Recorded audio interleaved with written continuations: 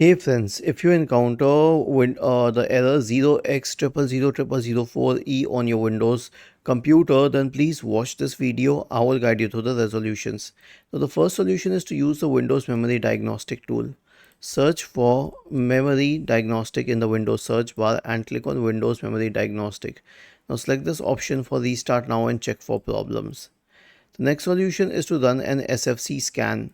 Search for command prompt in the Windows search bar and click on Run as Administrator. Type the command sfc /scan now and hit enter to invoke the SFC scan. Next solution is to update all the device drivers. Right click on the Start button, select Settings from the menu, go to the Windows Update tab, select Advanced Options, and then select Optional Updates. Device drivers, select it, download and install. Okay, the next one is to roll back Windows Update. Right click on the Start button, select Settings from the menu.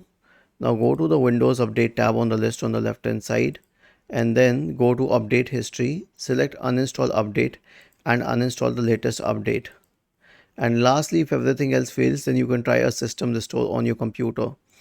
Search for Recovery in the Windows search bar and open Recovery. Click on Open System Restore.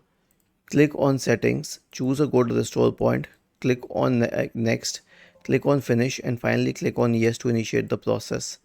Was this helpful? If yes, then please subscribe to the channel. If not, then let us know in the comment section of the video on how we could help you further. Thank you for watching this video and have a nice day.